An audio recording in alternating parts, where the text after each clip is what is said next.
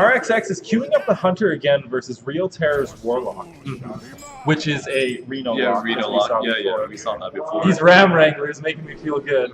Yep. Double Ram Wrangler. That's actually wow, quite interesting. Like, I don't see a lot of people playing double Ram Wrangler. One is because it's really RNG based. Exactly. Yeah, not too many people like that kind of thing. So they rather run more consistent creatures like Kodo and Stranglethorn or Tiger. That makes sense. Yeah. The Fiery Bat here, a lot of people are running no Fiery Bats and running Doomsayers. Personally, I like the Fiery Bat. I think that card's very good versus Zoo, very good versus Shaman. And, you know, everybody's saying that, oh, well, Doomsayers are as well. Yeah. Well, Fiery Bat's also good versus Control. Yeah. Applying that early game pressure to just kind of, you know, get those extra points of damage in. For instance, you know, it's kind of it's a beast leopard note here. Yeah. It just kind of hits face for. Do you know one card that they sort of substitute the Fire Bat with? No. It's on the Hunter. I see a lot of people do that. It kind of does the same thing, but there's like you more control the RNG a little bit more. It does provide you a beast, which is 1/1, which is not as strong as the Fiery Bat, but it does deal that. Yeah, it does guarantee that 1 damage wherever you want it to be, right?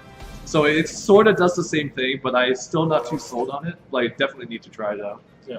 I think it would probably be better on the coin. Yeah. As you can react to what your opponent's doing and maybe shoot down an abusive sergeant. That would have been good there. Yeah, definitely. We do see a kill command on the brand. In this matchup, the Hunter does really want to keep a lot of its burn in hand because Reno has Reno. Yeah, has Reno. Definitely. So you want to be able to kill him from as high health total as possible. So it must hurt a little bit to use that kill command on the brand. Then again, Bran is one of the scariest cards that has come out in the last year. Yeah, definitely. The swing that card can provide is actually pretty sick. Some people, I would say that it's scarier than Cthulhu. Yeah. Well, it can make Cthulhu be a double Cthulhu, like a monster, like more than a monster than it actually is. Or it can make a Twilight Drake a 4/13. Yeah. Or which would just be terrible. Yeah. You know. Oh, let's go. RXX builds this deck hoping for the King Crush. Will we see it? Argent Horse Rider. Okay. That's still pretty good. It does trade fairly well with the Twilight Drake, as long as the Leon doesn't die. Real Terror does kind of have the perfect answer here with the Hellfire. Yeah, we do see killing a 4/3 and a 6/3 against Real Terror. Even if he decides to Hellfire here, he could potentially just play that on turn 8 and refill its board. Real Terror is so happy to see all 3 of his board clears in hand. You have the Twisting Nether, destroy everything with no drawbacks. You have the Shadow Flame, which just destroys the whole board. This isn't a Cthulhu. This isn't a Cthulhu Reno lock, so I think just dropping the Savannah High main. Yeah. Savannah Windrunner. Yeah, Savannah Windrunner. So we do see it being played, coming down to play. It can be comboed with Shadow Flame. Did we miss the Reno? I forgot to say also, it's like I've been discussing like how Midrange Hunter always runs on Steam. There's a chance that Midrange Hunter usually could beat the Reno lock, but when they draw the Reno Jackson, it's actually dropping the Reno Jackson, trading the Twilight Drake into the 5/4, and then trading the Sylvanas into the 5/2. I think we're gonna see it. We're gonna We're gonna see the Sylvanas High main. It's Sylvanas High main. Oh, we don't see it, but we do see the Reno Jackson. Yeah, coming from down 3 to 30, adding a 0 to your health total. Why not? Yeah, why not? Why not? We do see that extra tap squeezing in as well, so that's actually pretty good for Real Terror. Resources that Real Terror actually has, as you said. And he is doing your play. Yeah, definitely playing Dimly Channel. I guess, ooh, interesting. That is interesting. So he wants to keep his Savannah High main healthier, so it's harder to remove. And he's not killing the Leon. He's going straight to the face. Wow. He says, how am I going to win this game? My opponent has already played Reno. Yeah. I need to start hitting him. Curve that you have, you might fit 2 of those cards, out of the 3. But definitely, I don't feel like fitting 3 of them is exactly that good. This is why you see some of the great value of Acidic Swampers.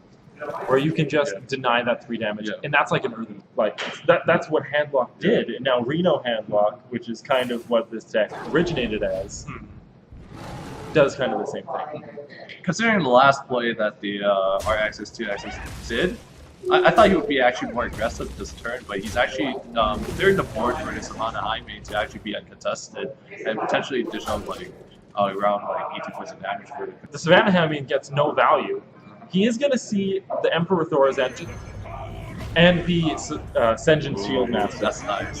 That's to try and mitigate some of the damage, but also maybe he wants to fit like 3 of these cards in hand of the thing. pretty much Emperor Tourism is technically uncontested, which brings a lot of value to Real Terror. Like combo down RXX2, yes, UV actually runs some combo pieces, which I'm not 200% sure that he does. Oh, he throws everything out there, leaving himself completely open to the other 2 board clears that are in the deck. I think maybe Demon Wrath. I don't know if many people are playing it again. Yeah, Demon Wrath is definitely one of the cards. It would actually be so pretty good here. Yeah, especially, But and the Shadow Flame, wow. And he does the Shadow Flame here instead of the Twisting Nether, because he gets to draw a card off of Mortal Coil, which also gets reduced. And he doesn't have to destroy his Thorazan. Yeah, the Thorazan is definitely going to gain a lot of value. But I think like our XX2, XX is pretty much going to ignore leverage on the board. And when you see a Deadly Shot be picked up, which is not something that you want. You definitely want a minion to actually dish out some damage because you're running off. It can rewind the clock a little bit. And it misses the Thorazan. RXX is definitely sad to see that. Is that a Ragnaros that I see with 6 mana? Wow. Are you going to tap too? Just to add insult to injury? Why would you? Why would you? You're winning this game at this point. Playing it safe because he didn't really want to lose to RX's TXs once again. In the previous matchup between these two. Definitely. Let's hope Real Terror can actually finish this series and not get sweep so that he can have another chance against RX's TXs.